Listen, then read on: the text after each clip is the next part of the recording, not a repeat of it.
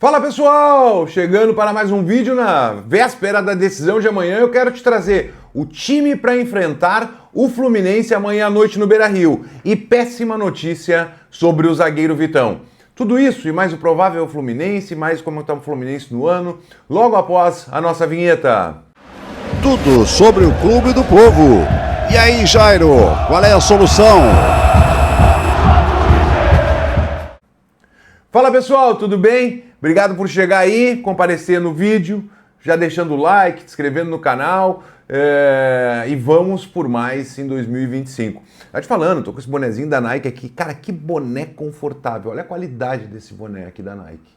Muito top, comprei na Arcadame. Hoje a Arcadame tem uma live shop, por sinal, às 20 horas no seu Instagram. Quem quiser, cola lá, porque tu não vai te arrepender do que tem de produtos. E eles te entregam em casa. Ontem chegou 2 sacolas para mim aqui em casa para o Jairo. É só tu escolher que a Arcadame te entrega na porta de casa. Dito isso, vamos falar de Inter e Fluminense. Jogo amanhã, 21h30. O Inter está confirmado para essa partida.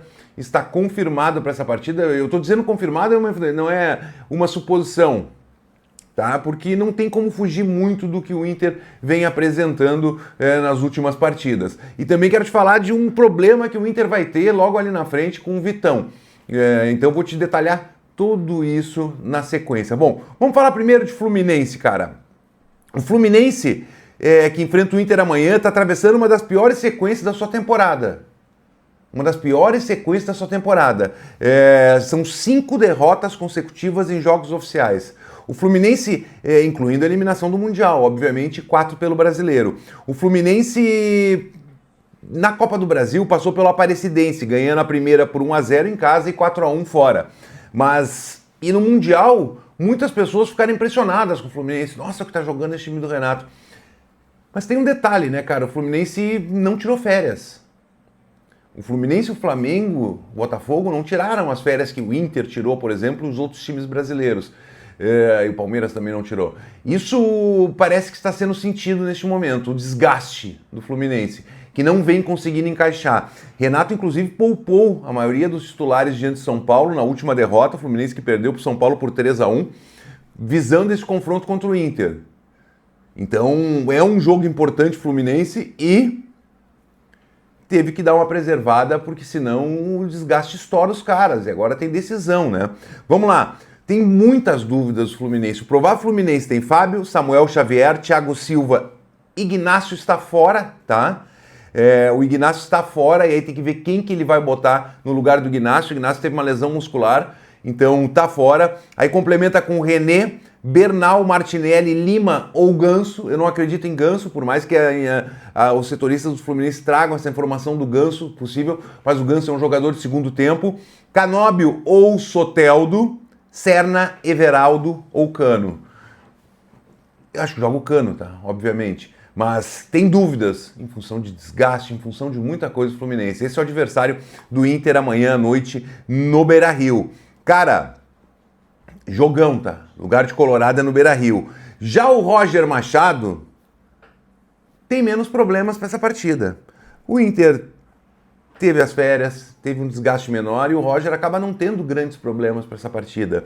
O Inter é muito fácil de escalar, o Internacional, porque, cara, é o Inter que vem jogando sempre, tá? O Inter que vem jogando sempre. O Inter que depois da volta da Copa do Mundo, quando voltou antes da Copa do Mundo, tinha perdido a última partida do Brasileiro e não perdeu mais, são 4 vitórias e 1 empate, tá? Então o Inter não tem problemas para essa partida, tendo um time com no gol, vamos lá. Estou tentando achar o Inter, até que os sites estão dando, mas o Inter é muito simples, não precisa nem site para botar.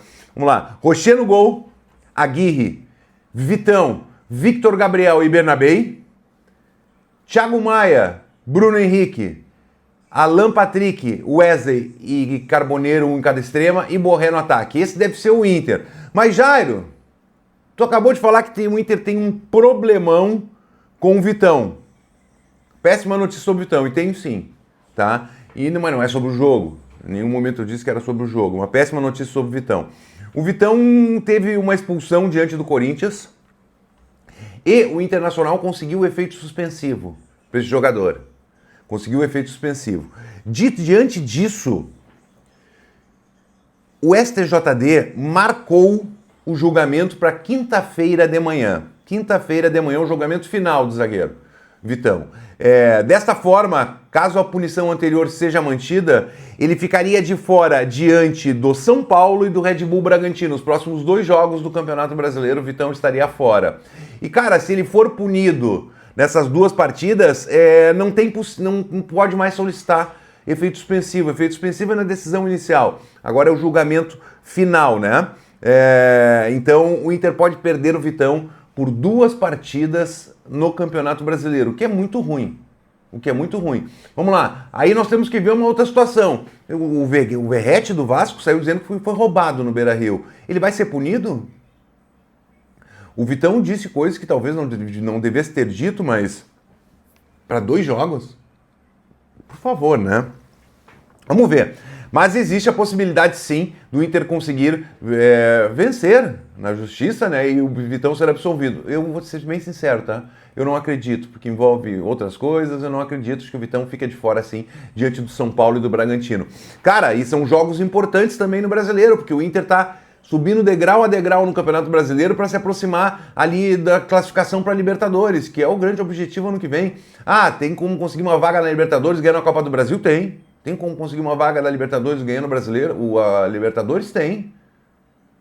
Na Libertadores, na vaga na Libertadores. Mas o Inter não está classificado ainda. O Inter enfrenta amanhã o Fluminense, depois o Flamengo pela Libertadores, duelos cariocas. E o Fluminense, o Internacional tem que fazer valer o fator local.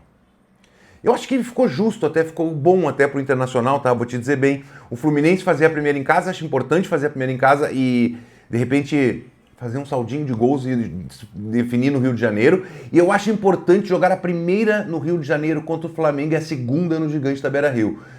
Tem que fazer um jogo meio épico lá no Rio de Janeiro. Fazer um jogo meio épico e trazer a decisão pro Beira-Rio.